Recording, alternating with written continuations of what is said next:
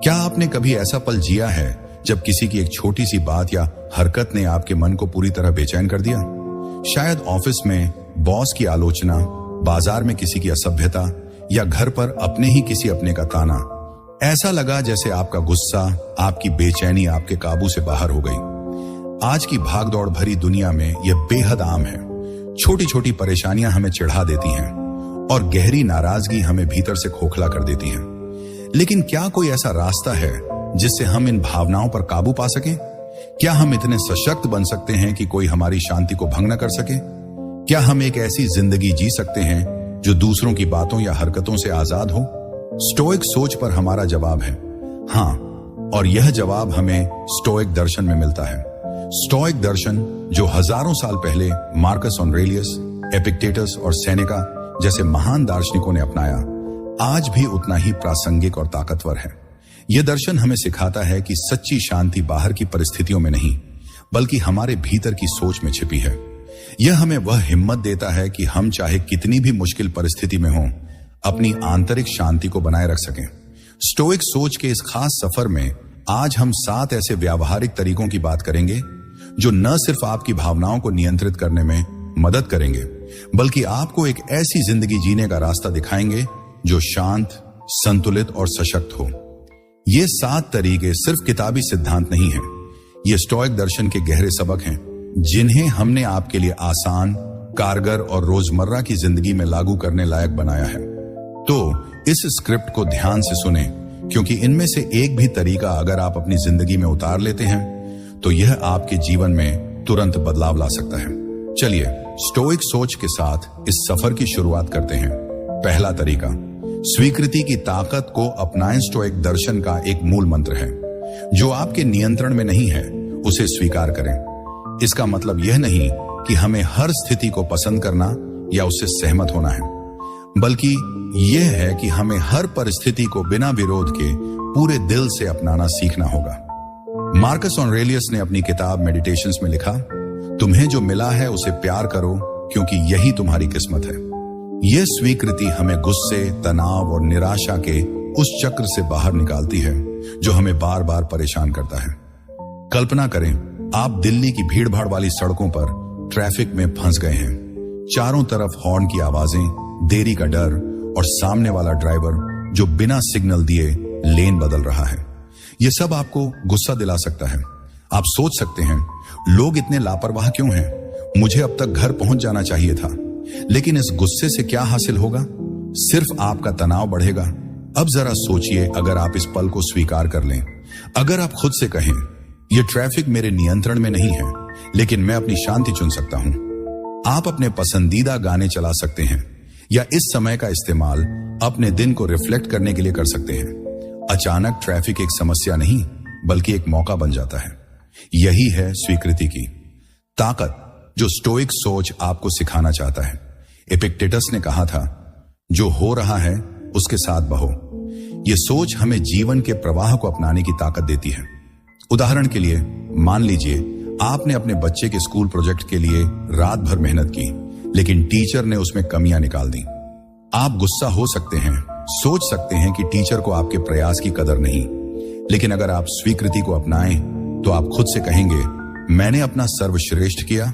Teacher की राय मेरे नियंत्रण में नहीं है, लेकिन मैं इस आलोचना से सीख सकता हूं। यह सोच न सिर्फ आपका तनाव कम करती है, बल्कि आपको बेहतर बनने का मौका देती है। स्वीकृति को कैसे अपनाएं? छोटे कदमों से शुरू करें। रोजमर्रा की छोटी परेशानियों को स्वीकार करने का अभ्यास करें। बारिश में भीग गए, इसे शिकायत की जगह एक अनुभव के रूप में देखें। अपने उद्देश्य को याद करें। खुद से पूछें, मेरी जिंदगी का बड़ा मकसद क्या है? जब आप एक बड़े दृष्टिकोण के साथ जीते हैं तो छोटी परेशानियां बोझिल नहीं लगती। प्रतिदिन अभ्यास करें।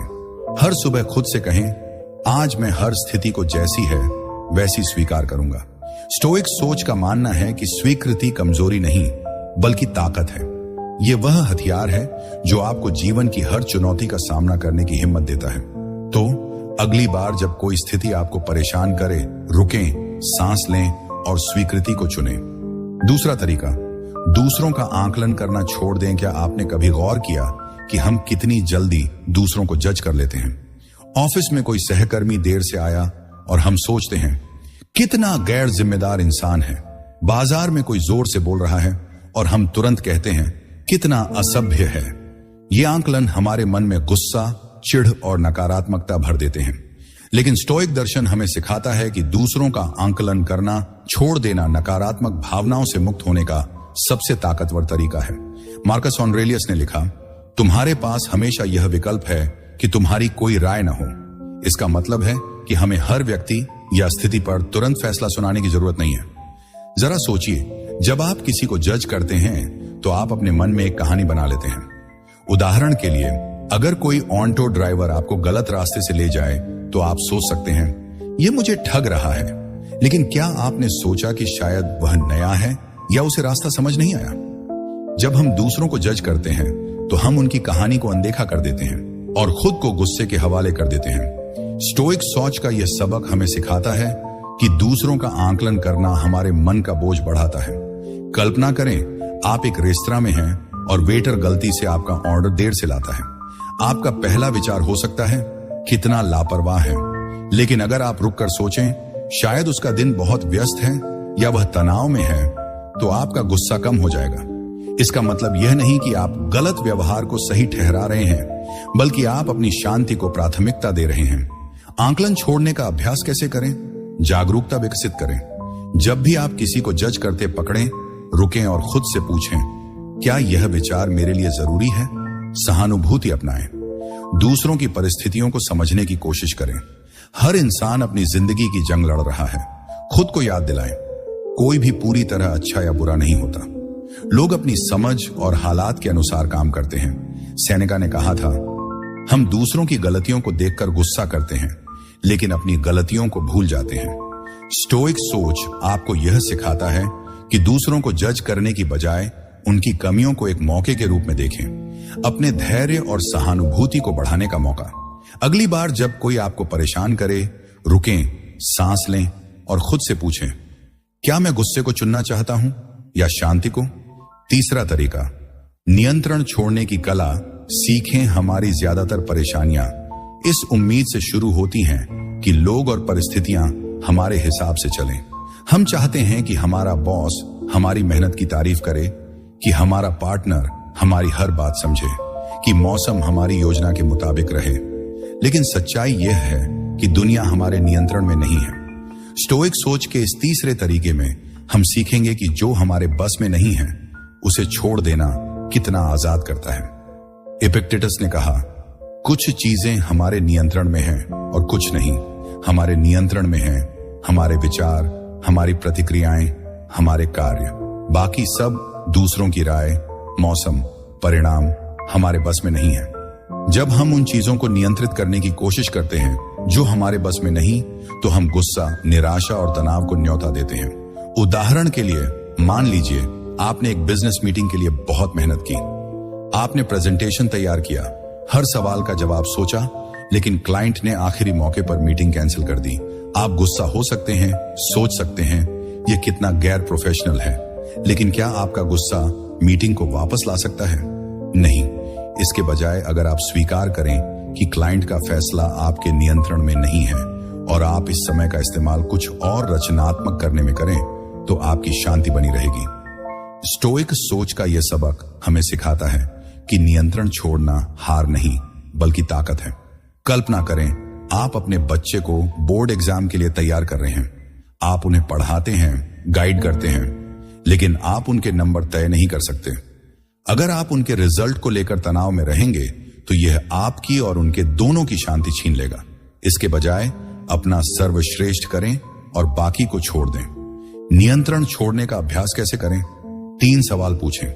जब तनाव हो, खुद से पूछें, क्या यह मेरे नियंत्रण में है? क्या मैं ऐसी चीजों पर ऊर्जा बर्बाद कर रहा हूं जो मेरे बस में नहीं? क्या मेरी प्रतिक्रिया स्थिति को बेहतर बना रही है? संभावनाओं के लिए तैयार रहें। हर सुबह सोचें कि आज क्या गलत हो सकता है। प्लान कैंसिल हो सकता है, कोई गलती कर सकता है। इनके लिए मानसिक रूप से तैयार रहें। अपनी प्रतिक्रिया पर ध्यान दें। आप दुनिया को नहीं बदल सकते, लेकिन अपनी प्रतिक्रिया को जरूर चुन सकते हैं। मार्कस ऑरेलियस ने कहा, तुम्हारे पास अपने मन पर शक्ति है, बाहरी घटनाओं पर नहीं। स्टोइक सोच आपको यह सिखाता है कि जब आप नियंत्रण छोड़ते हैं तो आप अपने मन को आजाद करते हैं। अगली बार जब कोई स्थिति आपको परेशान करे, रुकें और खुद से कहें, मैं केवल अपनी सोच और प्रतिक्रिया को नियंत्रित कर सकता हूं। यह छोटा सा बदलाव आपकी जिंदगी को बदल देगा। चौथा तरीका, दुनिया की अपूर्णता को स्वीकार करें। हम अक्सर इसलिए परेशान होते हैं क्योंकि हम दुनिया और लोगों से परफेक्शन की उम्मीद करते हैं। हम चाहते हैं कि हमारा सहकर्मी हमेशा सही काम करे, कि हमारा दोस्त कभी वादा न तोड़े, कि हर स्थिति हमारे प्लान के मुताबिक हो। लेकिन स्टोइक सोच हमें सिखाता है कि परफेक्शन की यह मांग एक भ्रम है और यही भ्रम हमारे दुख का सबसे बड़ा कारण है। एपिक्टेटस ने कहा, लोगों को घटनाएं परेशान नहीं करती, बल्कि उनके बारे में उनकी धारणाएं परेशान करती हैं। जब हम दुनिया को अपूर्ण मानते हैं तो हम निराशा के बोझ से मुक्त हो जाते हैं। उदाहरण के लिए, मान लीजिए आपने अपने परिवार के लिए एक खास डिनर प्लान किया। आपने घंटों मेहनत की, लेकिन आपका भाई देर से आता है और कोई तारीफ नहीं करता। आप सोच सकते हैं, मैंने इतनी मेहनत की और किसी को परवाह नहीं। लेकिन क्या यह यथार्थवादी है कि हर कोई आपकी उम्मीदों पर खरा उतरे? स्टोइक सोच का यह सबक हमें सिखाता है कि अपूर्णता को स्वीकार करना शांति की कुंजी है। दुनिया अपूर्ण है, लोग गलतियां करते हैं और यह स्वाभाविक है। कल्पना करें, आप एक ग्रुप प्रोजेक्ट पर काम कर रहे हैं और आपका पार्टनर अपनी जिम्मेदारी ठीक से नहीं निभाता। आप गुस्सा हो सकते हैं, लेकिन अगर आप सोचें, कोई भी परफेक्ट नहीं है, मैं इस स्थिति को कैसे बेहतर बना सकता हूं, तो आप शांत रहकर समाधान ढूंढ लेंगे। अपूर्णता को स्वीकार करने के तरीके हर सुबह तैयार रहें। मार्कस ऑरेलियस की तरह हर सुबह खुद से कहें, आज मैं बाधाओं, गलतियों और अपूर्णता से मिलूंगा और मैं शांत रहूंगा। रिश्तों में यथार्थवादी बने।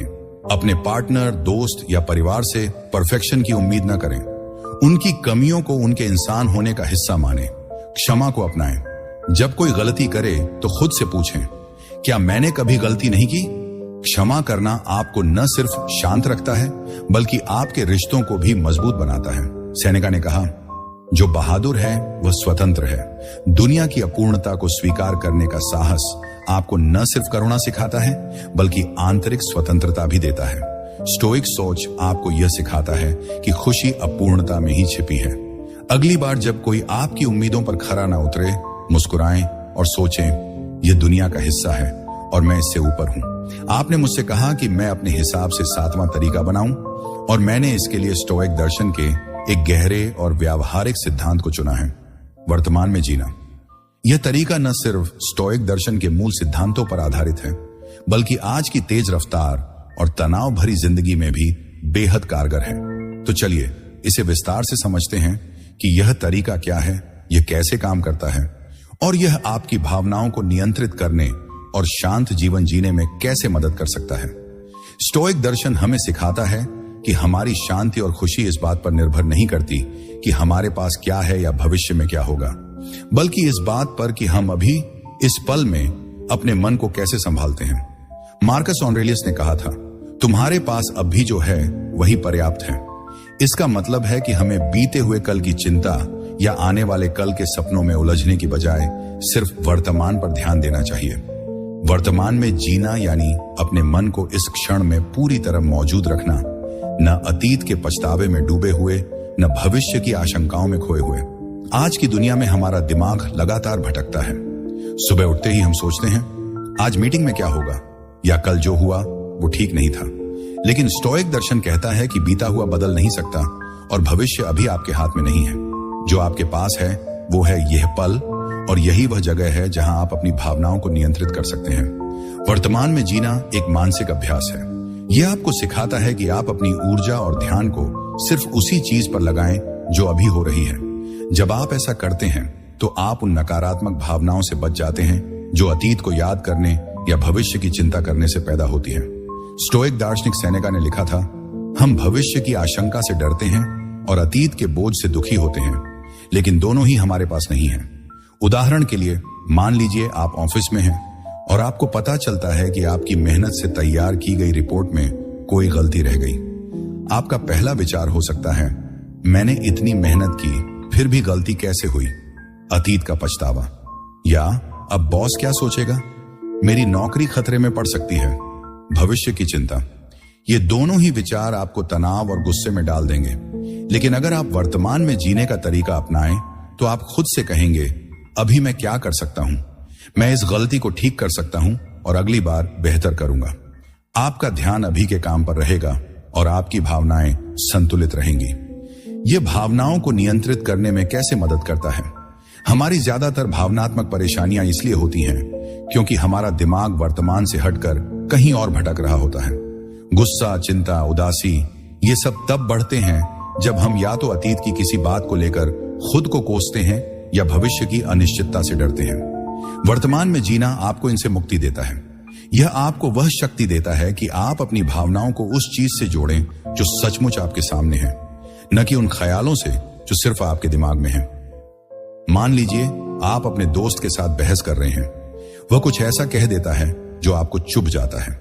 आपका मन तुरंत पुरानी बातों को खंगालने लगता है। पिछली बार भी उसने ऐसा ही किया था, या भविष्य की ओर भागता है। अब यह दोस्ती कैसे चलेगी? लेकिन अगर आप वर्तमान में रहें तो आप सिर्फ अभी की बात पर ध्यान देंगे। आप शांत रहकर सोचेंगे, वह अभी क्या कह रहा है और मैं इसका जवाब कैसे दे सकता हूं। आपका गुस्सा कम होगा और आप बेहतर तरीके से हालात को संभाल पाएंगे। एक उदाहरण से समझाएं, चलिए एक कहानी सुनते हैं। रमेश एक मध्यम वर्गीय परिवार से है और एक प्राइवेट कंपनी में काम करता है। उसकी जिंदगी में रोज नई चुनौतियां आती हैं, ऑफिस का प्रेशर, घर की जिम्मेदारियां और ट्रैफिक की परेशानी। पहले रमेश हर छोटी बात पर गुस्सा हो जाता था। मैं कमी निकालता तो वह सोचता, पिछले महीने भी ऐसा हुआ था, मेरी मेहनत का कोई सम्मान नहीं है। अगर उसकी पत्नी कुछ शिकायत करती तो वह चिंता करने लगता, क्या हमारा रिश्ता कमजोर हो रहा है? उसका मन हमेशा अतीत और भविष्य में उलझा रहता था। फिर एक दिन उसने स्टोइक दर्शन के बारे में पढ़ा और वर्तमान में जीने का फैसला किया। अगली बार जब बॉस ने उसकी रिपोर्ट की आलोचना की तो उसने खुद से कहा, अभी मैं सिर्फ यह देख सकता हूं कि इस आलोचना से क्या सीख मिलती है। उसने रिपोर्ट को ठीक किया और शांत रहा। जब उसकी पत्नी ने शिकायत की तो उसने सोचा, अब भी वह क्या कह रही है और मैं अभी कैसे उसकी मदद कर सकता हूं। उसने ध्यान से सुना और बात को सुलझा लिया। धीरे धीरे रमेश ने देखा कि उसका गुस्सा, उसकी बेचैनी कम हो रही थी। वह ज्यादा शांत और संतुलित महसूस करने लगा। इसे अपनी जिंदगी में कैसे अपनाएं? वर्तमान में जीना कोई जटिल तरीका नहीं है।